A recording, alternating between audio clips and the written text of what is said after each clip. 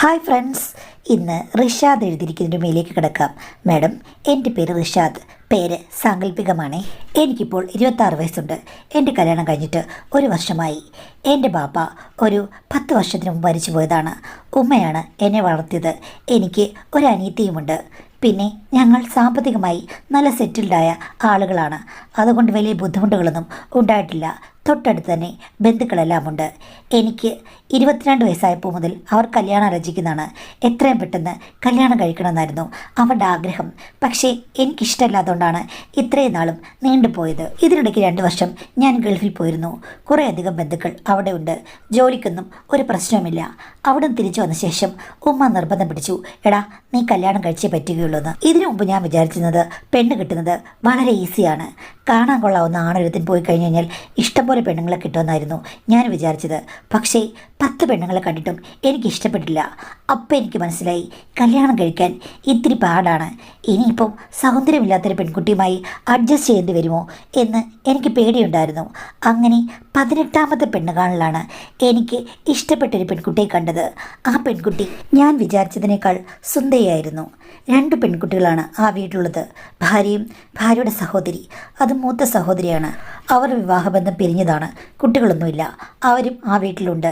എൻ്റെ ഭാര്യയുടെ ബാപ്പ വർക്ക് ചെയ്യുന്നത് ഒരു സ്വകാര്യ സ്ഥാപനത്തിലാണ്.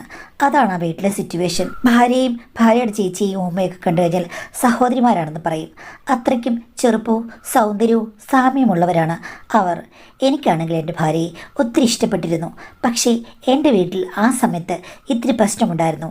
കാരണം ഭാര്യയുടെ ചേച്ചി അവർക്ക് കുട്ടികളില്ലാന്ന് പറഞ്ഞിട്ട് വീട്ടിൽ വന്ന് നിൽക്കുകയല്ലേ. അപ്പോൾ ഭാര്യയ്ക്കും കുട്ടികളുണ്ടാകാൻ എന്തെങ്കിലും പ്രശ്നം കാണും എന്ന് പറഞ്ഞ് എൻ്റെ വീട്ടിൽ ഒരു മുറുമുറുപ്പുണ്ടായിരുന്നു. കുട്ടികളെയൊക്കെ പഠിച്ചോൻ തരുന്നതാണ്, നമുക്കൊന്നും ചെയ്യാൻ പറ്റില്ല. ഇഷ്ടപ്പെട്ട ഇണയെ കണ്ടുപിടിക്കുകയാണ് ഏറ്റവും വലിയ കാര്യം എന്ന് പറഞ്ഞാണ് ഞാൻ അതിനെ തരണം ചെയ്തത്. അങ്ങനെ ഞങ്ങളുടെ വിവാഹം കഴിഞ്ഞു. എൻ്റെ ഭാര്യ എനിക്ക് ഒരു മാലാഖ തന്നെയാണ്. കാര്യം സൗന്ദര്യം കൊണ്ട് ഞാൻ മോഹിച്ചു കിട്ടിയ പെണ്ണ്. അവൾക്ക് എല്ലാ രീതിയിലുമുള്ള അങ്കലാവണ്യമുണ്ട്. എന്നിലെ പുരുഷനെ തൃപ്തിപ്പെടുത്താൻ പറ്റിയ ഒരലകടലാണവൾ. അതുമാത്രമല്ല, എന്നോട് വലിയ കാര്യമാണ്. എനിക്ക് ഈ വക കാര്യങ്ങളിലൊക്കെ നല്ല ആഗ്രഹമുള്ള കൂട്ടത്തിലാണ്. അതുമാത്രമല്ല, ഒത്തിരി മോഹങ്ങളും ഇഷ്ടങ്ങളും ഐഡിയകളും അതിലുണ്ട്. അതൊക്കെ ഷെയർ ചെയ്യാൻ എനിക്ക് ആദ്യമൊക്കെ മടിയായിരുന്നു. പിന്നീട് ഭാര്യ തന്നെയാണ് പറഞ്ഞത്, ഇക്കയ്ക്ക് ബുദ്ധിമുട്ടൊന്നുമില്ലാതെ എന്നോടെല്ലാം തുറന്നു പറയാം, ആവുന്നത്ര ഞാൻ സഹകരിക്കാമെന്ന്. എനിക്കാണെങ്കിൽ പല പൊസിഷനുകളും ഒത്തിരി ഇഷ്ടമാണ്. ആദ്യം അവൾക്ക് ബുദ്ധിമുട്ടായിരുന്നു.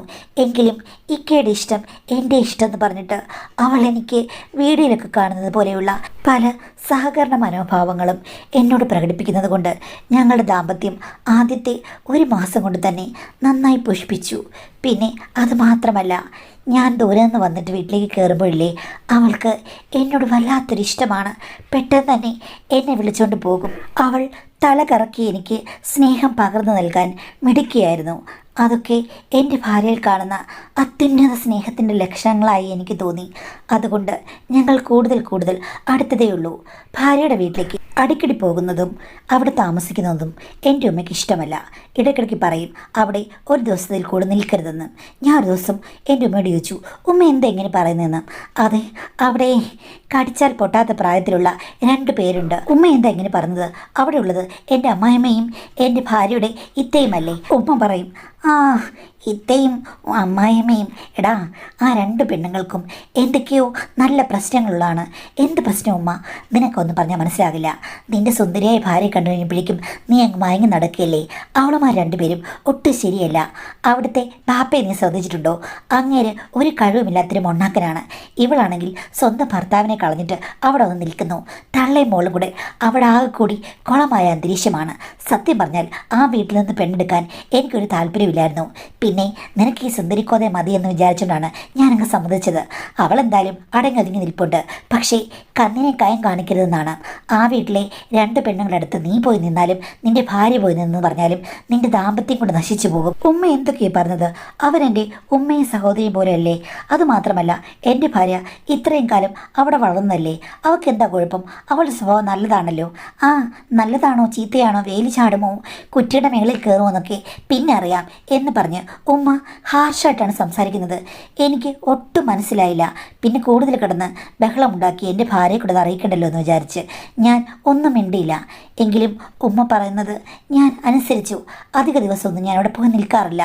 പക്ഷേ എൻ്റെ അമ്മായിമ്മ എന്നെ വിളിക്കും, മോനെ നീ എന്താണ് ഇവിടെ വന്നിട്ട് നിൽക്കാത്തത്? വല്ലപ്പോഴൊന്ന് വരും, അന്ന് തന്നെ അങ്ങ് പോവുകയും ചെയ്യും. അല്ലെങ്കിൽ ഒരു രാത്രി എടാ ഇവിടെ വന്ന് 3-4 ദിവസം അങ്ങോട്ട് നിൽക്ക് എന്നൊക്കെ പറയുമ്പോൾ ഞാൻ പറയും, ഉമ്മ ഇപ്പോൾ ഇത്തിരി തിരക്കാണ്, എല്ലാം ഒന്ന് ശരിയാകട്ടെ, ബിസിനസ്സൊക്കെ എസ്റ്റാബ്ലിഷ് ചെയ്ത് വരുന്നേ ഉള്ളൂ എന്നൊക്കെ പറയും.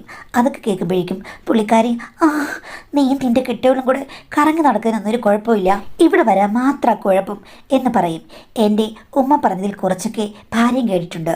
അവൾ ചിലപ്പോൾ അവളുടെ അമ്മയോട് പറഞ്ഞു കാണും, കാര്യങ്ങൾ വിദഗ്ധമായി മാനേജ് ചെയ്തില്ലെങ്കിൽ ജീവിതം കുളമാകുമെന്ന് എനിക്ക് അറിയാമായിരുന്നു. അഡ്ജസ്റ്റ് ചെയ്ത് ഞാൻ മുന്നോട്ട് പോയി. 4 മാസം മുമ്പാണ് എൻ്റെ ഭാര്യ ഗർഭിണിയാണെന്നുള്ള വിവരം അറിഞ്ഞത്. അത് കേട്ടപ്പോഴേ അമ്മായിമ്മയും പിന്നെ ഭാര്യയുടെ ചേച്ചിയും കൂടെ വീട്ടിലേക്ക് വന്നു. 2 പേരും കൂടെ അവിടെ സന്തോഷത്തിൽ കരഞ്ഞു കൂകി വിളിച്ചു. എൻ്റെ ഉമ്മയാണെങ്കിൽ മൂക്കത്ത് വിരൽ വെച്ച് നിന്നു, ഷൂ ഇതെന്താണെന്ന്. അപ്പോൾ അവിടുത്തെ ഉമ്മ പറഞ്ഞു, അത് പിന്നെ ഇവളുടെ മൂത്തവൾക്ക് ഒരു കുട്ടി ഉണ്ടായില്ല, 5-6 വർഷത്തെ ദാമ്പത്യമായിരുന്നു. അതെല്ലാം ഉപേക്ഷിച്ചാണ് അവളിപ്പോൾ വീട്ടിൽ വന്ന് നിൽക്കുന്നത്. ഇനി ആരെങ്കിലും അവളെ കല്യാണം കഴിക്കുമോ? ഞാൻ ഓർത്തു ഇളയമകളുടെ ഗതിയും ഇതുപോലെ ആകുമെന്ന്. പക്ഷേ അവൾക്ക് ആ ഒരു പ്രശ്നമുണ്ടായില്ലല്ലോ, പടച്ചോൻ കാത്തു എന്ന് പറഞ്ഞ് കെട്ടിപ്പിടിച്ച് കരച്ചിലായിരുന്നു. എന്തായാലും സെൻറ്റിമെൻറ്റ്സ് ഒക്കെ കഴിഞ്ഞപ്പോൾ അമ്മായിമ്മ പറഞ്ഞു, ഞാൻ അവളെ വീട്ടിലും കൊണ്ടുപോയാണ്, ഇനി ഞങ്ങൾ നോക്കിക്കോളാം. കാര്യം എന്തെങ്കിലും കുഴപ്പമുണ്ടായി അങ്ങോട്ടും ഇങ്ങോട്ടും ഒക്കെ ഓടി നടന്നു കഴിഞ്ഞാൽ പ്രശ്നങ്ങളാകും. എൻ്റെ ഉമ്മ അത് സമ്മതിക്കുകയും ചെയ്തു. എൻ്റെ ഭാര്യയ്ക്ക് പോകാൻ മനസ്സിലായിരുന്നു, എങ്കിലും ഞാൻ പറഞ്ഞു വിട്ടു. ഉമ്മയെ സമ്മതിച്ചല്ലോ. അവർ പോയി കഴിഞ്ഞപ്പോൾ ഉമ്മയോട് ഞാൻ ചോദിച്ചപ്പോൾ ഉമ്മ പറഞ്ഞു, ഇനി അവൾക്ക് പല അസ്കിതകൾ വളകും, അതിനൊന്നും പുറകെ എനിക്ക് നടക്കാൻ പറ്റില്ല, എനിക്ക് തന്നെ ഇവിടെ ജീവിക്കാൻ വയ്യ. അവൾ പോയി അവളുടെ അമ്മയോട് സുഖമായിട്ട് കഴിയട്ടെ എന്ന് വെച്ചിട്ട് നീ 24 മണിക്കൂറും അവളെ ചുറ്റിപ്പറ്റി പോകേണ്ട കാര്യമില്ല, ആഴ്ചയിലൊരിക്കൽ അങ്ങോട്ട് പോയാൽ മതി എന്ന് പറഞ്ഞു. ഞാൻ പറഞ്ഞാൽ അത് നടക്കില്ല, എൻ്റെ ഭാര്യ ഉള്ളിടത്ത് ഞാൻ എല്ലാ ദിവസവും പോവും, ചിലപ്പോൾ അവിടെ താമസിച്ചെന്നും ഇരിക്കും, അത് പറഞ്ഞ് എന്നോട് വഴക്കുണ്ടാക്കാൻ വരണ്ട എന്ന് പറഞ്ഞ് ഞാൻ കഠിനമായ തീരുമാനമെടുത്തു. ഇടയ്ക്കിടയ്ക്ക് ചില മുറിവുറപ്പുകളൊക്കെ ഉമ്മയുടെ ഭാഗത്തുനിന്നുണ്ടെങ്കിലും ഞാൻ അത് മൈൻഡ് ചെയ്തില്ല. ഞാൻ ഭാര്യയുടെ വീട്ടിൽ പോയി 3-4 ദിവസം താമസിക്കാൻ തുടങ്ങി. അപ്പോഴാണ് ഭാര്യയുടെ ഇത്തയൊക്കെ എന്നോട് കൂടുതൽ നേരം സംസാരിച്ചത്. അവർ എനിക്ക് വേണ്ടി പല വിഭവങ്ങളും ഉണ്ടാക്കി തന്നു. അവരൊരു ഹൂറിയാണ്, അവരുടെ ഹൂറിയെ പോലെ തന്നെയാണ് അവരെന്തുണ്ടാക്കിയാലും. എന്തിനൊരു കൈപുണ്യമാണ്. എൻ്റെ ഭാര്യ പറഞ്ഞു, എൻ്റെ ഇത്ത ഒന്ന് മുളക് ചാലിച്ചാലും അതിന് പ്രത്യേക രുചിയാണെന്ന്. അപ്പോൾ എൻ്റെ അമ്മായിമ്മ പറഞ്ഞു, പണ്ടേ അങ്ങനെയാണ്, ഇവക്ക് കൊച്ചിലെ പാചകം ചെയ്യാൻ നല്ല മിടുക്കാണ്, എന്തുണ്ടാക്കിയാലും രുചിയാണ്, എന്നേക്കാൾ നല്ല രുചിയാണെന്ന് ഇവിടെ എല്ലാവരും പറയുന്നു പറഞ്ഞു. അത് കറക്റ്റാണ്, എന്തെടുത്താലും അവർക്കൊരു പ്രത്യേക കൈപുണ്യമാണ്. എൻ്റെ അമ്മായിച്ചൻ ഒരു പ്രൈവറ്റ് ഫേമിലാണ് ജോലി ചെയ്യുന്നതെന്ന് പറയുന്നല്ലോ, അദ്ദേഹം വല്ലപ്പോഴും മാത്രമേ വരികയുള്ളൂ. ഞാനവിടെ പോയി താമസിച്ച സമയത്ത് മിക്കവാറും അദ്ദേഹം അവിടെ ഉണ്ടായിരുന്നില്ല, വീക്കെൻഡുകളിലൊക്കെയാണ് വരുന്നത്. പുള്ളി അത്ര നല്ല സ്വഭാവക്കാരനല്ലെന്ന് എനിക്ക് മനസ്സിലായി. വന്നു കഴിഞ്ഞാൽ രാത്രിയാകുമ്പോൾ ഉമ്മയും ബാപ്പയും കൂടെ വഴക്കാണ്. അതുമാത്രമല്ല, വീട്ടിൽ വന്ന് നിൽക്കുന്ന ഭാര്യയുടെ ഇത്തയുമായിട്ട് അയാൾ പാതിരാത്രിയായപ്പോൾ വഴക്കുണ്ടാക്കി. ഞാൻ ചെന്നപ്പോൾ 2 ആഴ്ച ഇതേപോലെ 2-3 സംഭവങ്ങളുണ്ടായി. അപ്പോൾ ഒരു ദിവസം എൻ്റെ അമ്മായിമ്മ വലിയ ഉച്ചത്തിൽ പറഞ്ഞു, നിങ്ങളിവിടെ ഇങ്ങോട്ട് വരണ്ട, വരിക വേണ്ട, ഇതെൻ്റെ വീടാണ്. എൻ്റെ 2 പെൺമക്കളുടെയും കല്യാണം നല്ല രീതിയിൽ പോകണമെന്ന് എനിക്ക് ആഗ്രഹമുണ്ടായിരുന്നു. ഒന്ന് ശരിയായില്ല, ഒന്ന് ശരിയായി. അവർക്കിപ്പോൾ കുട്ടികൾ ഉണ്ടാകാൻ പോകുന്നു. നിങ്ങൾ എനിക്ക് ആവശ്യമില്ല, നിങ്ങളെ ഞാൻ മൊഴി ചെല്ലും, നിങ്ങളിങ്ങോട്ട് വരികയേ വേണ്ട, എവിടെയെങ്കിലും പോയിക്കോ, ഇവിടെ 5 പൈസയെ വേണ്ട എന്ന് പറഞ്ഞ് അമ്മായിമ്മ വഴക്കുണ്ടാക്കി അയാൾ രാത്രി തന്നെ ഇറങ്ങിപ്പോയി. അത് കഴിഞ്ഞ ശേഷം അമ്മായിമ്മ വന്ന് എന്നോട് കരഞ്ഞു പറഞ്ഞു, വർഷങ്ങളായി ഞാൻ സഹിക്കുന്നു, 2 പെൺമക്കളാണ്, അവരുടെ കല്യാണത്തിന് പാപ്പ കാണില്ലോ എന്നോർത്ത് ഞാൻ ഒത്തിരി സഹിച്ചു. ഇനി അയാളുടെ ആവശ്യമില്ല, അയാൾ പല പെണ്ണുങ്ങളുടെ പുറകെ നടക്കുകയാണ്, ഇനി ഇങ്ങോട്ട് വരണ്ട, ഇതെൻ്റെ സ്വത്താണ്. ബാക്കിയുണ്ടായിരുന്ന സ്വത്തൊക്കെ വിറ്റിട്ടാണ് 2 പേരെയും കല്യാണം കഴിച്ചു വിട്ടത്. ഇനി മോൻ കൂടി എന്നെ എന്തെങ്കിലും പറഞ്ഞാലും എനിക്ക് അയാളെ ആവശ്യമില്ല. എൻ്റെ മൂത്ത മോളെയും വഴക്കുണ്ടാക്കാനും ഉപദ്രവിക്കാനും അയാൾ ഇങ്ങോട്ട് വന്നു കഴിഞ്ഞു കഴിഞ്ഞാൽ ഞാൻ അയാളെ വടിയെടുത്ത് തല്ലി ഓടിക്കുമെന്ന് പറഞ്ഞു. എന്തായാലും അവിടുത്തെ സിറ്റുവേഷൻ കുളമാണെന്ന് എനിക്ക് അന്നേരമാണ് ശരിക്കും മനസ്സിലായത്. പിന്നെ അവരുടെ കഥകളൊക്കെ കേട്ട് കഴിഞ്ഞപ്പോഴേക്കും അവർ പറഞ്ഞൊരു ന്യായമുണ്ട്. അങ്ങനെ കൊണ്ട് ഒരു ഉപകാരമില്ലെങ്കിൽ പിന്നെ ഇനിയിപ്പോൾ എന്തിനാണ് അങ്ങനെ ഒരാൾ? ബാപ്പ പോയെങ്കിൽ പോകട്ടെ എന്നുള്ള രീതിയിൽ തന്നെ ഞാനും സപ്പോർട്ട് ചെയ്തു. കാര്യം അങ്ങേര് നല്ല തെറിയാണ് വിളിക്കുന്നത്. ബാപ്പ അങ്ങ് പോയി കഴിഞ്ഞ ശേഷം പിന്നെ ഞാനാണല്ലോ അവിടുത്തെ ഗൃഹനാഥൻ എന്നുള്ള രീതിയിലാണ് അവർ പെരുമാറിയത്. ഇനി മോനെ, ഞങ്ങൾക്ക് നീ മാത്രമേ ഉള്ളൂ, ആണൊരുത്തിനായിട്ട് നീ വേണം ഇവിടുത്തെ കാര്യങ്ങളെല്ലാം നോക്കി നടത്താൻ. പൈസ ഒന്നും നീ ചിലവഴിക്കേണ്ട, പൈസ ഞങ്ങൾ തന്നാലും ഞങ്ങൾ ഞങ്ങളുടെ കൂടെ തന്നെ നിന്നോണേ, എല്ലാം നോക്കി നടത്താമെന്ന് പറഞ്ഞു. ഞാൻ ഓക്കെ എന്ന് പറഞ്ഞു. ചെന്ന് പെട്ടുപോയില്ലേ, ഇനിയിപ്പോൾ എന്ത് ചെയ്യും? അമ്മായിമ്മയും അമ്മായിമ്മയുടെ മൂത്ത മോളും ഒക്കെ എന്നെ സ്നേഹം കൊണ്ട് വട്ടം ചുറ്റിക്കുകയല്ലേ. ഒരു ദിവസം രാത്രിയായി കഴിഞ്ഞപ്പോൾ ഞാൻ സിറ്റ് ഔട്ടിലിരിക്കുകയാണ്. ആ സമയത്ത് ഇത്ത വന്ന് എൻ്റെ അടുത്തിരുന്നു. എന്നിട്ട് പറഞ്ഞു, എടാ, എൻ്റെ ജീവിതം ഇത്രയും കുളമാക്കിയതിന് കാരണം ഇങ്ങേരാണ്. ഇങ്ങേര് പറഞ്ഞ ഒരു ചെക്കനെയാണ് ഞാൻ കല്യാണം കഴിച്ചത്. എന്നിട്ടോ അവിടെ ചെന്ന് കഴിഞ്ഞപ്പോഴേക്കും എനിക്ക് കുട്ടികളുണ്ടാകില്ല എന്ന് പറഞ്ഞ് അയാളെന്നെ ഉപേക്ഷിക്കുകയും ചെയ്തു. ശരിക്കും ചേച്ചി ഹോസ്പിറ്റലിലൊക്കെ പോയി എല്ലാം പരിശോധിച്ച് നോക്കിയാണോ? ആ നോക്കിയാടാ. നോക്കിയപ്പോൾ എനിക്കും കുഴപ്പമുണ്ട്, അയാൾക്കും കുഴപ്പമുണ്ട്. പക്ഷേ വന്നു കഴിഞ്ഞപ്പോഴേക്കും എൻ്റെ കുഴപ്പം മാത്രമാണ് ഹൈലൈറ്റ്. അങ്ങനെയാണ് അയാളെന്നെ ഒഴിവാക്കിയത്. ഞാൻ എന്ത് ചെയ്യാനാ മോനെ എന്നൊക്കെ പറഞ്ഞ് എന്നോട് ചേർന്നിരുന്ന് കരയാൻ തുടങ്ങി. ഞാൻ പറഞ്ഞിത്ത, ഒട്ടും വിഷമിക്കേണ്ട കാര്യമില്ല. സത്യം പറഞ്ഞാൽ നിങ്ങളുടെ ജീവിതം കാണുമ്പോൾ എനിക്ക് അസൂയ. ഒരു വർഷം കഴിഞ്ഞിട്ട് മതി കുട്ടികൾ എന്നല്ലേ പറഞ്ഞത്? അതിനിടയ്ക്ക് നീ പണി പറ്റിച്ചല്ലോ, അതോ അബദ്ധത്തിൽ പറ്റിയതാണോടാ എന്ന് ചോദിച്ചു കഴിഞ്ഞപ്പോഴേക്കും ഞാൻ വിളറി ചിരിച്ചു. എനിക്കറിയാം ഇതെല്ലാം നിന്റെ ആക്രാന്തം കൊണ്ട് പറ്റിയതാണെന്നും. അവൾ എന്നോട് ചില കാര്യങ്ങളൊക്കെ പറയാറുണ്ട്. അവൾ എന്ത് പറഞ്ഞു? എല്ലാം ഒന്നും പറഞ്ഞില്ലെങ്കിലും സ്വന്തം ഭർത്താവിനെക്കുറിച്ച് അവൾ പല കാര്യങ്ങളും എന്നോട് വർണ്ണിച്ച് പറയാറുണ്ട്. ഞങ്ങൾ രണ്ടുപേരും ചേച്ചി അനിയത്തിയും പോലെ അല്ലല്ലോ, ഫ്രണ്ട്സിനെ പോലെയാണ്. ഞാൻ അവളോട് പറയുമായിരുന്നു, എൻ്റെ ഭർത്താവിന് നിൻ്റെ 100 ഗുണമുണ്ടായിരുന്നെങ്കിൽ ഞാൻ എന്തേ രക്ഷപ്പെട്ടേനെ. ഇപ്പോൾ 10 കുട്ടികളുമായി ഞാൻ അവിടെ ഓടിക്കളിച്ചേനെ. പക്ഷെ അങ്ങേർക്ക് ഗുണവുമില്ല, മണവുമില്ല, കഴിവുമില്ല. എന്നിട്ടോ എൻ്റെ പേരിൽ കുറ്റങ്ങൾ. സത്യം പറഞ്ഞാൽ നിന്നെപ്പോലെ വലിയ ഫീച്ചേഴ്സുള്ള ഒരുത്തനെയായിരുന്നു എനിക്കും ഇഷ്ടം. എൻ്റെ മനസ്സിൽ അങ്ങനെയായിരുന്നു. പക്ഷേ കിട്ടിയതോ ഒരു കോവർ കഴുതയും. ഇത്ത എന്തൊക്കെയാണ് ഈ പറഞ്ഞത്? ഞാൻ പറഞ്ഞത് സത്യമാണ്. പക്ഷേ എനിക്കിങ്ങനെ ഫീച്ചേഴ്സൊക്കെ ഉണ്ടെന്ന് ഇത്തയോട് ആര് പറഞ്ഞു? അത് നിൻ്റെ ഭാര്യ തന്നെയാണ് പറഞ്ഞത്. അവൾ കല്യാണം കഴിഞ്ഞ് 2 ദിവസം കഴിഞ്ഞപ്പോൾ എന്നെ വിളിച്ചിരുന്നു. ഇത്താ, പുള്ളിക്കാണെങ്കിൽ ഭയങ്കര ആവേശമാണ്, താങ്ങാൻ എനിക്കിത്തിരി ബുദ്ധിമുട്ടാണെന്ന്. ഞാനാണ് അവളോട് പറഞ്ഞത്, എല്ലാത്തിനും അഡ്ജസ്റ്റ് ചെയ്യണം, ഭർത്താവ് പറയുന്നത് പോലെ ഒരുമിച്ച് നിൽക്കണം, എങ്കിലേ അതിന് രസമുണ്ടാകൂ. ഭർത്താവ് പറയുന്ന പോലെ കേട്ടാൽ, ഭർത്താവിനെ സന്തോഷിച്ചാൽ ഇരട്ടി ലാഭം പെണ്ണുങ്ങൾക്കാ എന്ന് ഞാൻ പറഞ്ഞു കൊടുത്തു. അവൾക്കാണെങ്കിൽ നീ പറഞ്ഞ പല കാര്യങ്ങളും ചെയ്യാൻ ആദ്യമേ അങ്ങ് മടിയായിരുന്നു. എന്നോട് പറഞ്ഞു, ഇതാ ഇക്ക ഇങ്ങനെ പറയുന്നു. ഞാൻ പറഞ്ഞു, സാരമില്ല മോളെ, നിൻ്റെ സ്വന്തം ഭർത്താവല്ലേ, സ്വന്തം ഭർത്താവിൻ്റെ എല്ലാം നിനക്ക് സ്വന്തമാണ്. ഒന്നിലും നീ മടി വിചാരിക്കരുത്. അവനെ നീ മാക്സിമം നന്നായി സ്നേഹിക്കണം എന്ന് പറഞ്ഞ് അവൾക്കെല്ലാം പറഞ്ഞു കൊടുത്ത ഞാനല്ലേ. അതിൻ്റെ ഫലമാണ് നീ ഇപ്പം അനുഭവിക്കുന്നത്. ഇപ്പം നിങ്ങൾക്കുണ്ടാകുന്ന കുട്ടികളുമില്ലേ, ഞാൻ പറഞ്ഞു കൊടുത്ത ട്രിക്കിൻ്റെ ഫലമാണെന്ന് നീ വിചാരിച്ചു എന്ന് പറഞ്ഞ് ഇത്തേനെ നുള്ളി. ഇവർ ചിലർക്കാരല്ലെന്ന് എൻ്റെ മനസ്സ് പറഞ്ഞു. ആ സമയത്ത് അമ്മായിമ്മ പെട്ടെന്ന് കടന്നു വന്നു. എന്താ നീ അവനെ നുള്ളുന്നത്? ചെക്കനെ നീ ശല്യപ്പെടുത്തുകയാണോ എന്ന് ചോദിച്ചു. അപ്പോഴേക്കും ഇത്ത പറയുകയാണ്, ഉമ്മ ഞാൻ പറയുകയായിരുന്നു, അവൻ്റെ ഭാര്യയ്ക്ക് പല കാര്യത്തിലും മടിയായിരുന്നല്ലോ. ഞാനാണെങ്കിൽ മൊബൈലിൽ കൂടെ 1-2 മണിക്കൂർ ക്ലാസ് എടുത്തോണ്ട് ദേ ഇപ്പം ഫലമുണ്ടായി. അവിടെ ദേ ഗർഭിണിയായിട്ട് ക്ഷീണമായിട്ട് കിടക്കുന്നു. അത് കേട്ട് കഴിഞ്ഞപ്പോഴേക്കും ഉമ്മ പൊട്ടിച്ചിരിച്ചു. ഒന്ന് പോടി, സ്വന്തം ഭർത്താവിനോട് നിന്നിട്ട് അവനെ ശരിയാക്കാൻ അവൾക്ക് പറ്റിയില്ല. എന്നിട്ട് കുട്ടികളിൽ നിന്ന് പറഞ്ഞ് തിരിച്ചു വന്ന് നിൽക്കുന്നവളാണ് ഇപ്പോൾ അനിയത്തിയെ ശരിയാക്കിയെന്ന് പറഞ്ഞ് വലിയ മെയിൻ നടിക്കുന്നതും. അതൊക്കെ അവരുടെ രണ്ടുപേരുടെയും എടുക്ക. ഇല്ലേ മോനെ എന്ന് പറഞ്ഞു. അവരങ്ങനെ പറഞ്ഞത് കേട്ടപ്പോൾ എനിക്കും അങ്ങ് ചമ്മലായി. ഇവരിങ്ങനെയൊക്കെ തുറന്ന് സംസാരിക്കുമെന്ന് എനിക്കറിയില്ലായിരുന്നല്ലോ. എൻ്റെ മുഖഭാവം കണ്ടു കഴിഞ്ഞപ്പോൾ എനിക്കിതൊന്നും പരിചിതമായ കാര്യമല്ലെന്ന് അമ്മായിമ്മയ്ക്ക് മനസ്സിലായെന്ന് എനിക്ക് മനസ്സിലായി. അപ്പോൾ അമ്മായിമ്മയോട് പറഞ്ഞു, മോനെ നീ വിഷമിക്കണ്ട, നമ്മളിപ്പം ആകെ 4 പേരേ ഉള്ളൂ. നമ്മളൊരു കുടുംബമാണ്, അങ്ങോട്ടും ഇങ്ങോട്ടും ആശ്രയിക്കാൻ ആരുമില്ല. നമുക്ക് എന്തും പറയാം, ഫ്രണ്ട്സിനെ പോലെ കരുതിയാൽ മതി. അല്ലാതെ അമ്മായിയമ്മ, ഭാര്യയുടെ ചേച്ചി ഇങ്ങനെയൊക്കെ പറഞ്ഞ് നീ മനസ്സിൽ പിടിക്കേണ്ട കാര്യമില്ല. നമ്മളെല്ലാം ഫ്രണ്ട്സ്. എല്ലാ പ്രശ്നങ്ങളും നമ്മൾ ഒന്നിച്ചല്ലേ നേരിടേണ്ടത്, അല്ലാതിപ്പോൾ എന്ത് ചെയ്യാനാ എന്ന് പറഞ്ഞ് അമ്മായിയമ്മ എൻ്റെ തലമുടിയിൽ തലോടിയിട്ട് അങ്ങ് പോയി. അപ്പോൾ എന്നോട് ഇത്ത പറഞ്ഞു, കണ്ടോ ഇത്രയുള്ളൂ കാര്യം, നീ ഇങ്ങനെ പന്തം കണ്ട് പെരിച്ചാഴി പോലെ ഇരിക്കേണ്ട കാര്യമൊന്നുമില്ല. നിൻ്റെ മുഖഭാവം കണ്ടു കഴിഞ്ഞാൽ ഞാൻ പറഞ്ഞു, എടാ എന്നെക്കൂടെ നിക്കാഹ് കഴിക്കൂ നീ എന്ന് പറഞ്ഞാലും ഉണ്ടല്ലോടാ. സത്യം പറഞ്ഞാൽ നീ എന്നെ നിക്കാഹ് കഴിക്കണമെന്നൊന്നുമില്ല.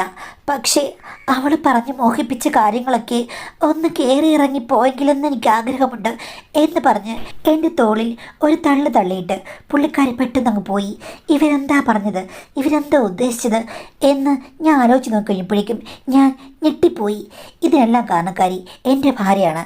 കിടപ്പറ രഹസ്യങ്ങളൊക്കെ എന്തിനാണ് സ്വന്തം ചേച്ചിയോട് പറഞ്ഞത്? ഞാൻ ചെന്നപ്പോൾ ഛർദ്ദിലുള്ളത് കൊണ്ട് ഭാര്യ ഇത്തിരി മയങ്ങിക്കിടക്കുകയാണ്. ഞാൻ അവളെ വിളിച്ചു. എന്നിട്ട് ഞാൻ കഥ കടഞ്ഞിട്ട് ചോദിച്ചു, എടി നീ എന്തൊക്കെയാണ് കാണിച്ചത്? ചേച്ചി എന്നോട് ഇങ്ങനെയൊക്കെ സംസാരിച്ചു, എന്നിട്ട് അവസാനം ഇങ്ങനെ പറഞ്ഞെന്ന് പറഞ്ഞു. അപ്പോൾ ഭാര്യ എന്നോട് പറഞ്ഞു, അതിനെന്താ ഇക്ക, ഇത്തയോട് ചെറുപ്പം മുതലേ ഞാൻ എല്ലാ കാര്യങ്ങളും പറയും. ഇത്തയാണ് ABCD മുതൽ എന്നെ പഠിപ്പിച്ചത്. ആണുങ്ങളുടെ കാര്യങ്ങളെല്ലാം ഡീൽ ചെയ്യാൻ പണ്ട് തൊട്ടേ എന്നെ പറഞ്ഞ് മനസ്സിലാക്കിയതെല്ലാം ഇത്തയാണ്. ഇത്തയ്ക്ക് ഇത്തരം വിഷയത്തിൽ ഒത്തിരി ഇൻട്രസ്റ്റ് ആണ്. എൻ്റെ ഉമ്മയ്ക്കും അങ്ങനെ തന്നെയാണ്. ഉമ്മയ്ക്ക് വേറൊരാളുമായിട്ട് പ്രേമമുണ്ടായിരുന്നു എൻ്റെ ഉപ്പ ഉള്ളപ്പോൾ തന്നെ. അത് കൊള്ളാം. അപ്പോൾ നിൻ്റെ ഉപ്പ പ്രശ്നക്കാരനല്ല, നിൻ്റെ ഉമ്മയാണ് പ്രശ്നക്കാരി. അങ്ങനെയല്ല, ഉപ്പയുടെ സ്വഭാവം ഇങ്ങനെ ആയതുകൊണ്ടാണ് അയാളുമായിട്ട് ഉമ്മ അടുത്തത്. അല്ല, നിൻ്റെ ഉപ്പ ജോലിക്ക് പോയിട്ട് ഇതൊന്നും തന്നില്ലെങ്കിൽ നിങ്ങളുടെ ചിലവുകളൊക്കെ ഇത്രയും ആവശ്യമായിട്ട് എങ്ങനെ കഴിയുന്നത്? അതെൻ്റെ ഉമ്മ സ്വത്തുള്ള വീട്ടിലെയാണ്, ഫിക്സഡ് ഡിപ്പോസിറ്റ് കിടപ്പുണ്ട്. പിന്നെ ഉമ്മയ്ക്ക് ഇടയ്ക്കുണ്ടായിരുന്ന ഒരാളെന്ന് പറഞ്ഞില്ലേ, ആ പുള്ളി ഉമ്മയ്ക്ക് ചെറുതല്ലാത്തൊരു തുക കൊടുത്തിട്ടുണ്ട്. പുള്ളി ഇപ്പം എന്തേ? പുള്ളി മരിച്ചു പോയിട്ടിപ്പോൾ 3-4 വർഷമായി. എങ്കിലും 2 തലമുറ ജീവിക്കാനുള്ള സ്വത്ത് പുള്ളിക്കാരൻ ഉമ്മയ്ക്ക് കൊടുത്തിട്ടുണ്ട്. ഞാൻ പറഞ്ഞു, ഇതൊക്കെ എന്തൊരു ഗതികെട്ട ജീവിതമാണ്, ഇത്രയും കോംപ്ലിക്കേറ്റഡ് ആണെന്ന് അറിഞ്ഞെങ്കിൽ ഞാൻ ഈ കല്യാണം കഴിക്കില്ലായിരുന്നു. എൻ്റെ ഉമ്മ അന്നേ പറഞ്ഞതാണ് നിങ്ങൾക്കെന്തോ ദുരൂഹത ഉണ്ടെന്ന്. അത് കിട്ടുകഴിഞ്ഞപ്പോഴേക്കും ഭാര്യ പൊട്ടിത്തെറിച്ചു. എന്ത് ദുരൂഹത? ഞങ്ങൾ 3 പെണ്ണുങ്ങളുണ്ട്, 3 പെണ്ണുങ്ങൾക്കും സൗന്ദര്യമുണ്ട്. ഇവിടെ അതിൽ കൂടുതൽ ദുരൂഹതയൊന്നുമില്ല. നിങ്ങളുടെ ഉമ്മ അപ്പുറത്തെ വീട്ടിലൊരു ചെക്കനെ വിളിച്ച് വീട്ടിൽ കയറ്റിയിട്ടില്ലേ, അതൊരു പ്രശ്നമായതല്ലേ? ഞാൻ പറഞ്ഞത് അങ്ങനെയല്ല. ആ ചെക്കൻ വേറെ എവിടെയോ പോയി വന്നിട്ട് മതിൽ ചാടിയപ്പോൾ ആൾക്കാർ കണ്ട് തെറ്റിദ്ധരിച്ചതാണ്. ഉമ്മയന്ന് വീടൊന്ന് തുറന്ന് പുറത്തുപോലും ഇറങ്ങിയിട്ടില്ല. ഇല്ല, നിങ്ങളല്ലേ എല്ലാം തുറന്നു കൊടുക്കുന്നത്. അവർക്ക് ആ ചെക്കനുമായിട്ട് ഇപ്പോഴും ബന്ധമുണ്ട്. അതിനുള്ള തെളിവുകൾ നിങ്ങൾ ആദ്യം പോയി കണ്ടുപിടിക്കുക. ഞാൻ പറയാം, നിങ്ങളുടെ ഉമ്മയുടെ മൊബൈൽ എടുത്ത് നോക്കിയാൽ മതി. ഇപ്പോഴും അങ്ങനെ തന്നെയെന്ന് പറഞ്ഞു. അത് കേട്ട് കഴിഞ്ഞപ്പോൾ ഭാര്യമായിട്ട് ഞാനൊന്ന് പിണങ്ങി. വീട്ടിൽ പോയി കഴിഞ്ഞപ്പോഴേക്കും എൻ്റെ ഉമ്മയെ നിരീക്ഷിച്ച് കഴിഞ്ഞപ്പോഴേക്കും കറക്റ്റാണ്, ആ ചെക്കൻ ഇപ്പോഴും മെസ്സേജ് അയക്കുന്നുണ്ട്. ഉമ്മയും കണക്കാണെന്ന് എനിക്ക് മനസ്സിലായി. തിരിച്ചു വന്നപ്പോൾ ഭാര്യ എന്നോട് ചോദിച്ചു കഴിഞ്ഞപ്പോൾ യഥാർത്ഥ വിവരം ഞാൻ പറഞ്ഞു. അപ്പോൾ ഭാര്യ എന്നോട് പറഞ്ഞു, നിങ്ങൾ ഇതിൽ കൂടുതൽ വേറൊന്നും പറയേണ്ട കാര്യമില്ല. ഇവിടെ ഇപ്പോൾ ഞങ്ങൾ 3 പെണ്ണുങ്ങളാണ്. ആ 3 പെണ്ണുങ്ങൾക്കും കൂടെ ഒരാൾ മാത്രമേ ഉള്ളൂ. ചിലപ്പോൾ നാളെ എൻ്റെ ഇത്ത വന്നേക്കും, ഇല്ലെങ്കിൽ ഉമ്മ വന്നേക്കും. ഇനിയിപ്പം ഞങ്ങളെ 3 പേരെയും വിട്ടിട്ട് നിങ്ങൾക്ക് പുറത്തു പോകേണ്ട യാതൊരു കാര്യമില്ല. 3 പെണ്ണുങ്ങൾ നിങ്ങളുടെ 3 സൈഡിലുമുണ്ടല്ലോ. എന്താ ലിക്ക, ചെറുപ്രായത്തിലേ ഇതൊക്കെ നടക്കുകയുള്ളൂ. ഇപ്പോൾ നല്ല കാലിന് പിന്നെ ശക്തിയല്ലേ, വെറുതെ എന്തിനാണ് വെച്ചോണ്ടിരിക്കുന്നത്, ഒന്നും തേഞ്ഞു പോകില്ലല്ലോ എന്ന് പറഞ്ഞ് ഭാര്യ എന്നെ ഉണർത്തിയെടുത്തു. അവൾ പറഞ്ഞു, ഇനി ഇത്ത വന്നാൽ പോസിറ്റീവായിട്ട് പെരുമാറ്. ഉമ്മ വന്നെന്ന് പറഞ്ഞാലും ഒരു പ്രശ്നവുമില്ല, അവർ എല്ലാവരും ആവശ്യക്കാരാണ്. എനിക്ക് തൽക്കാലം ഇപ്പോൾ ആവശ്യപ്പെടാൻ പറ്റില്ലല്ലോ. ഡോക്ടർ പറഞ്ഞത് കേട്ടില്ലേ, ഇവിടെ ഇപ്പോൾ 3 പെണ്ണുങ്ങളുണ്ട്, അതിൽ ഞാൻ മാത്രം റെസ്റ്റ്, ബാക്കി 2 പെണ്ണുങ്ങൾ നിങ്ങളുടെ സ്വന്തം. നിങ്ങൾ പുറത്തേക്കെങ്ങും പോകരുത്. ഞങ്ങൾ 3 പേരുടെ സ്നേഹം നിങ്ങൾക്ക് തന്നെയാണ് എന്ന് പറഞ്ഞു. ഞാൻ ഒന്നും മിണ്ടിയില്ല, എനിക്ക് മിണ്ടാൻ പറ്റിയില്ല. ഞാൻ അത്രയ്ക്ക് ഞെട്ടിപ്പോയിരുന്നു. ഒട്ടും സാരമില്ലേക്ക, ഞാനല്ലേ പ്രോത്സാഹിപ്പിക്കുന്നത്. മനുഷ്യരായി കഴിഞ്ഞാൽ നല്ല സാന്ദ്രം വേണമെന്നാണ് എൻ്റെ ഉമ്മ എന്നോട് പറഞ്ഞിട്ടുള്ളത്. ഇക്കയെ പിടിച്ചു വെക്കാൻ ഞാൻ ആഗ്രഹിക്കുന്നില്ല, പക്ഷേ ഞങ്ങൾ 3 പേര് മാത്രം മതി. ഒത്തിരി ആയിക്കഴിഞ്ഞാൽ ഇക്ക എൻ്റെ കൈവിട്ട് പോകും, അല്ല ഞങ്ങളുടെ കൈവിട്ട് പോകും. ഇതെല്ലാം ഞാൻ ഉമ്മയുമായിട്ട് ചർച്ച ചെയ്തിട്ടുള്ളതാണ്. അതുകൊണ്ട് ഇനിയിപ്പോൾ അവരാരെങ്കിലും വിളിച്ചാൽ ഇക്ക അങ്ങ് ചെന്നേക്കണം. കൂടുതൽ ചർച്ചയോ പറച്ചിലോ ഒന്നും വേണ്ടാന്ന് പറഞ്ഞു. പിറ്റേ ദിവസം രാത്രിയായി കഴിഞ്ഞപ്പോഴേക്കും അമ്മായിമ്മ എന്നോട് ഒന്ന് പറഞ്ഞു, ഇന്ന് അവളുടെ റൂമിൽ കിടക്കണ്ട, ഇന്ന് മോൻ എൻ്റെ റൂമിൽ വന്ന് കിടക്കുമെന്ന്. ആ ക്ഷണം കേട്ട് ഞാൻ നിലച്ചിരുന്നതാണെങ്കിലും ഞെട്ടിപ്പോയി. പുള്ളിക്കാരി ഞാൻ നിൽക്കുന്നത് കണ്ടിട്ട്, ഇങ്ങോട്ട് വാടാ, ഒരു പ്രശ്നവുമില്ല, ഇനിയും അഡ്ജസ്റ്റ് ചെയ്തില്ലെങ്കിൽ എങ്ങനെയാ നമ്മളെല്ലാവരും കൂടി ഒത്തുപോവുക എന്ന് പറഞ്ഞ് എന്നെ മുറിലേക്ക് തള്ളുകയായിരുന്നു. എക്സ്പീരിയൻസിൻ്റെ അവസാന വാക്കാണവർ എന്ന് എനിക്ക് മനസ്സിലായി. നാളെ എൻ്റെ ഊഴമല്ല, എൻ്റെ മൂത്ത മകളുടെ ഊഴമാണ് മോനെ എന്ന് പറഞ്ഞുകൊണ്ടാണ് അവർ തുടങ്ങിയാൽ പിന്നെ അവർ നിർത്തില്ല. മാഡം അതിനടുത്ത ദിവസം എന്നോട് ഇത്തയും ക്ഷണം സ്വീകരിച്ച് ചെല്ലാൻ പറഞ്ഞു. ഞാൻ അവിടെയും പോകേണ്ടി വന്നു. ഞങ്ങൾ 3 പേരും ഇപ്പോൾ നല്ല അണ്ടർസ്റ്റാൻഡിങ്ങിലാണ്, നല്ല കൂട്ടാണ്. കാര്യങ്ങളൊക്കെ സ്മൂത്തായി പോയിക്കൊണ്ടിരുന്നപ്പോഴാണ് മാഡം ഇത്തയ്ക്കും ചെറിയ ചില അസ്കിതകളൊക്കെ തോന്നിയത്. ഇപ്പോൾ നോക്കിക്കഴിഞ്ഞപ്പോൾ റിസൾട്ട് പോസിറ്റീവാണ് മാഡം. ഇത് ഒഴിവാക്കാൻ വേണ്ടിയിട്ട് ഞാൻ ഇത്തയോട് പറഞ്ഞു, പക്ഷേ ഇത്തയും അമ്മായിമ്മയും സമ്മതിക്കുന്നില്ല. ഇത് കണ്ടിന്യൂ ചെയ്യുമെന്നാണ് പറയുന്നത്. ഞാൻ പറഞ്ഞു, പുറത്തറിഞ്ഞു കഴിഞ്ഞാൽ ആൾക്കാരെന്ത് കരുതുമെന്ന്. അതൊന്നും നീ ആലോചിക്കേണ്ട കാര്യമില്ല, നിനക്കിനി 2 ഭാര്യമാരെന്ന് വിചാരിച്ചാൽ മതി എന്ന് പറഞ്ഞ് അവർ സ്റ്റബേണായിട്ട് മുന്നോട്ട് പോവുകയാണ് മാഡം. എനിക്ക് സത്യം പറഞ്ഞാൽ ഇപ്പോൾ വലിയ സ്ട്രെസ്സാണ്. എല്ലാവരും എല്ലാവരും കൂടെയുണ്ട്. എൻ്റെ ഭാര്യയും പറഞ്ഞത് കുഴപ്പമില്ല, 2 ഭാര്യമാരായാലും എന്താ, ഒരു പ്രശ്നവുമില്ല, ചേട്ടത്തി അനിയത്തിയും, അതിനെന്താ, ഒരു കുഴപ്പവുമില്ല. അമ്മായിമ്മയും എൻ്റെ ഭാര്യയും ഇത്തയും ഒക്കെ പറഞ്ഞത് എന്താണെന്ന് വെച്ച് കഴിഞ്ഞാൽ, ഒരു കുട്ടിയെന്ന് പറഞ്ഞത് ഇത്തയുടെ ആഗ്രഹമായിരുന്നു. ഒരിക്കലും കുട്ടികൾ ഉണ്ടാവില്ലെന്നാണ് വിചാരിച്ചത്. പക്ഷേ ഭർത്താവിനും അവർക്കും കുഴപ്പമായിരുന്നു. അതുകൊണ്ട് അന്ന് നടക്കാതെ പോയി. പിന്നെ അവർ വിചാരിച്ചത് അവർക്ക് വലിയ കുഴപ്പങ്ങളുണ്ടെന്നാണ്. ഇപ്പോഴാണ് മനസ്സിലായത് അവർക്ക് കുഴപ്പങ്ങളില്ലെന്ന്. എന്നെ അവർ ശരിക്കും സ്നേഹിക്കുന്നുണ്ട്. എല്ലാവരും അവരെ പറഞ്ഞത് ഇത് കണ്ടിന്യൂ ചെയ്യാം, എന്ത് വന്നാലും നമുക്ക് നേരിടാം, 2 ഭാര്യമാരുണ്ടെന്ന് പുറത്തറിഞ്ഞാലും ഒരു പ്രശ്നമില്ലെന്ന് പറയുകയാണ്. എനിക്കാണെങ്കിൽ ടെൻഷനുണ്ട്, സഹിക്കാനും വയ്യ. ഇതൊക്കെ പുറത്തറിഞ്ഞു കഴിയുമ്പോൾ എന്നെക്കുറിച്ച് ആളുകൾ എന്തായിരിക്കും മാഡം കരുതുക? എല്ലാ മനുഷ്യർക്കും ഓരോ രഹസ്യങ്ങളുണ്ട്. പക്ഷേ നമ്മളെല്ലാവരും പുറത്ത് നല്ലവരായിട്ട് ഭാവിച്ച് ജീവിക്കുന്നൊരു സമൂഹമാണ് നമുക്കുള്ളത്. അതിനിടയ്ക്ക് നമ്മളുടെ രഹസ്യങ്ങൾ മറ്റുള്ളവർ അറിഞ്ഞു കഴിഞ്ഞാൽ നമ്മളെക്കാൾ വലിയ തെറ്റ് ചെയ്യുന്നവരാണെങ്കിൽ എന്ത് പറയും, ഇവൻ ശരിയല്ല എന്നൊക്കെ പറഞ്ഞ് അതൊരു വാർത്തയും കുറേ വിവാദങ്ങളും ഒക്കെ ആയിട്ട് മാറും. പരിഹാസവും മറ്റു പ്രശ്നങ്ങളൊക്കെ ഉണ്ടാകും. ഇപ്പോൾ ആ കാര്യത്തിൽ, ആ 3 പെണ്ണുങ്ങളുടെ കാര്യത്തിൽ നിങ്ങൾ ചെന്ന് പിടുകയും അവരവരുടെ തീരുമാനത്തിൽ സ്ട്രോങ് ആയി നിൽക്കുകയാണ്. അപ്പോൾ നിങ്ങൾക്ക് എന്ത് ചെയ്യാൻ പറ്റും? തീർച്ചയായിട്ടും അതിൻ്റെ ഭാഗമായി നിങ്ങൾ മാറേണ്ടി വരും. അങ്ങനെയാണെങ്കിൽ നിങ്ങൾ 4 പേരും കൂടെ നിന്നുകൊണ്ട് ആ സിറ്റുവേഷനെ തരണം ചെയ്യുക. ആൾക്കാർ പറയുകയാണെങ്കിൽ ഓക്കെ, അതിനെന്താണ്, ഞാൻ ആ കുടുംബത്തെ നോക്കുന്നു, നിങ്ങൾക്കുള്ള പ്രശ്നമുണ്ടോ, നിങ്ങളല്ലോ ചിലവിന് കൊടുക്കുന്നത് എന്നുള്ള രീതിയിൽ തന്നെ അതിനെ പ്രതിരോധിച്ച് മുന്നോട്ട് പോകുക. ഇത് നല്ല കാര്യമാണെന്നോ അല്ലെങ്കിൽ ജീവിതത്തിൽ എന്തെങ്കിലും സാധിച്ച ഒരാളോടുള്ള ഉപദേശമാണെന്നോ ഒന്നും അല്ല ഞാൻ പറഞ്ഞു വരുന്നത്. ഇതാരും അനുകരിക്കില്ല, ഇത്തരം കാര്യങ്ങളിൽ പോയി പെടുകയും ചെയ്യരുത്. പക്ഷേ പെട്ടുപോയി കഴിഞ്ഞ് കഴിഞ്ഞാൽ അത് മാനേജ് ചെയ്യണം. മാനേജ് ചെയ്യാനുള്ള ധൈര്യവും നാണക്കേടില്ലായ്മയും ഒക്കെ വേണം. പക്ഷേ എന്നെ അത്ഭുതപ്പെടുന്ന വേറൊരു കാര്യമാണ്, ഈ 3 പെണ്ണുങ്ങൾക്കും എങ്ങനെയാണ് ഇങ്ങനൊരു മനസ്ഥിതി വന്നത്? അവരപ്പോൾ ഇതിനു മുമ്പ് എന്തെല്ലാം പ്രവർത്തനങ്ങളവിടെ കാഴ്ചവെച്ചിരിക്കും? ഇവരുടെ ഹിസ്റ്ററി എന്താണ്? ഇവരുടെ സ്വഭാവം എന്താണ്? സ്നേഹം പ്രകടിപ്പിക്കുന്നുണ്ട്. നാളെ ഒരു സമയത്ത് അവർ എങ്ങനെ പെരുമാറുമെന്ന് പറയാൻ പറ്റില്ല. അപ്പോൾ പെട്ടിരിക്കുന്നത് ഒരു ട്രാപ്പാണെന്ന കൂടി നിങ്ങൾ വിചാരിച്ചു കഴിഞ്ഞാൽ നിങ്ങൾക്ക് കൊള്ളാം. അങ്ങോട്ടും ഇങ്ങോട്ടും എല്ലാ വശത്തേക്കും ശ്രദ്ധിച്ച് ജീവിച്ചാൽ കൊള്ളാം എന്നേ എനിക്ക് പറയാൻ പറ്റുകയുള്ളൂ. അല്ലാതെ ഇതൊരു നല്ല കാര്യമാണ്, അതുകൊണ്ട് നിങ്ങൾ വിജയിച്ച് വരണമെന്ന് പറയാൻ പറ്റില്ല. പക്ഷേ സാഹചര്യങ്ങൾ അത് പെട്ടുപോയി കഴിഞ്ഞാൽ അത് മാനേജ് ചെയ്തേ പറ്റൂ. അത് ചെയ്യേണ്ടത് ഓരോരുത്തരുടെയും ഉത്തരവാദിത്തമാണ്. എങ്കിൽ മാത്രമേ, അതിനെ ഫേസ് ചെയ്തെങ്കിൽ മാത്രമേ നമുക്ക് ജീവിക്കാൻ പറ്റുള്ളൂ.